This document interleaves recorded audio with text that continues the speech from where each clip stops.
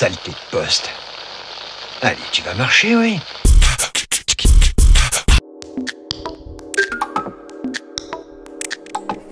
Samedi 23 novembre, visite de chantier à Vérignac avec Éric Baricot pour découvrir la construction d'une maison à 12 côtés. Catherine Galissère, Éric Baricot, bonjour.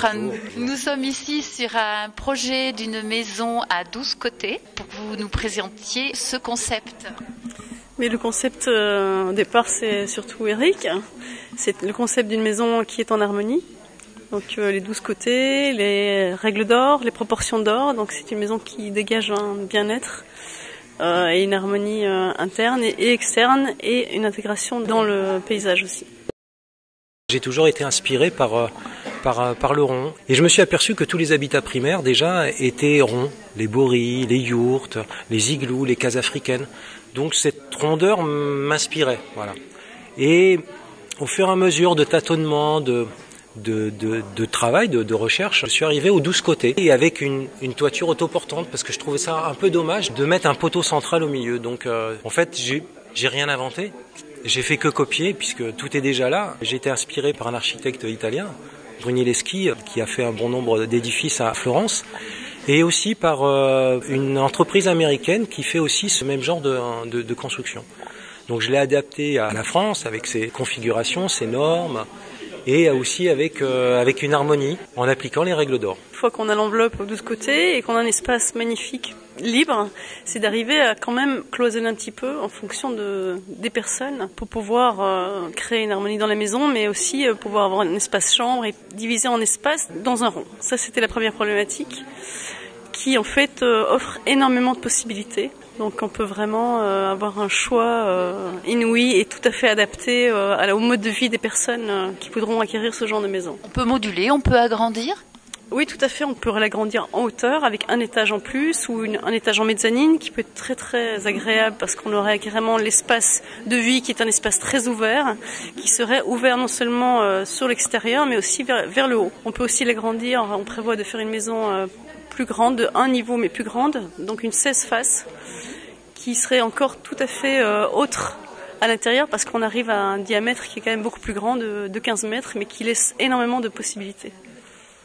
Alors au niveau des mairies, évidemment c'est toujours la question parce que une maison ronde, on n'a pas l'habitude et pourtant la maison ronde c'est la base de l'architecture. Les premières maisons étaient rondes, effectivement comme a dit Eric, les cases africaines, les huttes, les tipis, c'était les premiers abris, donc c'est quelque chose qui dépasse des millénaires. Donc après, au niveau des mairies, c'est le problème, ils n'ont pas l'habitude, mais je pense que ça passe de mieux en mieux parce que ce sont des maisons quand même passives aussi. Petit à petit, les gens commencent à prendre conscience de l'intérêt de ce genre de maison. Et de plus, la plupart des mairies sont maintenant assez fiers d'avoir ce genre de projet sur leur commune. Le principe de la maison passive, déjà, c'est, en parlant bioclimatisme un peu rapidement, c'est une bonne orientation, une avancée de toit suffisante pour que l'hiver, le soleil puisse rentrer, mais après l'été, que le soleil ne rentre pas pour éviter les surchauffes. C'est une bonne isolation à l'extérieur et de la masse à l'intérieur. C'est d'être le plus autonome possible.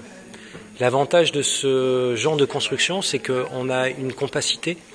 On a près de 15 à 20% de murs en moins par rapport à une maison rectangulaire de même surface, ce qui permet une grosse économie au niveau du moyen de chauffage. Puisque là, par exemple, pour une maison comme ça, un poêle de 6 kW suffit amplement, ou un petit poêle de masse. Donc on est dans des... Oui, on va vers une maison autonome. Et l'avantage aussi, c'est que du soir au matin, quand bien sûr il y a du soleil, c'est qu'on peut bénéficier de ce solaire passif, de ce solaire gratuitement. Est-ce que ce type de construction prend plus de temps ? Non, ça ne prend pas plus de temps. Ça prend même moins de temps qu'une maison traditionnelle en parpaing ou en briques. Pour quelle raison ? La raison, c'est qu'en fait, on travaille avec des matériaux secs. Donc, ils n'ont pas besoin de sécher et on peut monter très rapidement une maison. En l'occurrence, celle-ci, hors fondation, puisqu'il y a eu des fondations fatalement, j'ai commencé la 2e semaine de juillet et j'ai terminé le gros œuvre, hors d'eau, hors d'air, dernière semaine d'août. Donc, c'est une maison qui se monte assez rapidement, oui. Oui, tout à fait. Comment les clients s'impliquent dans le projet ?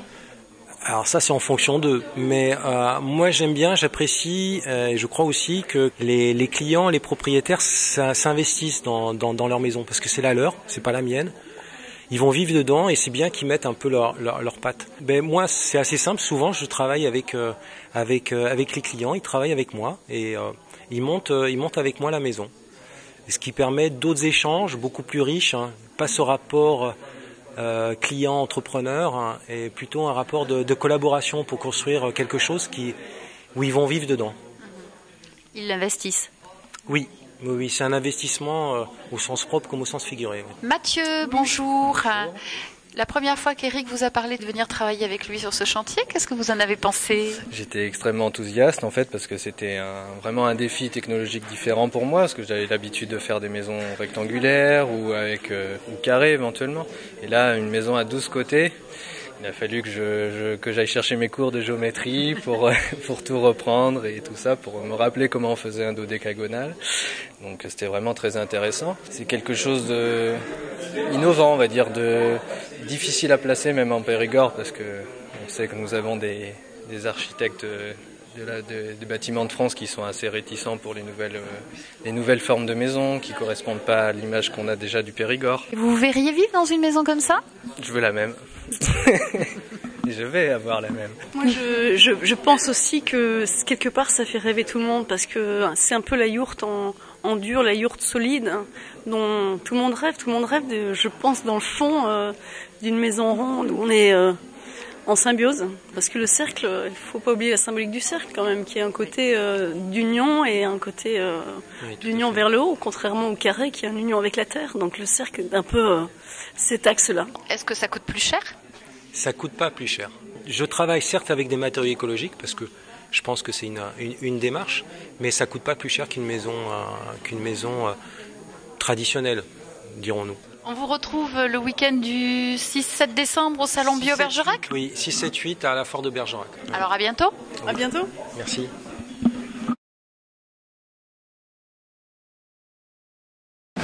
Non.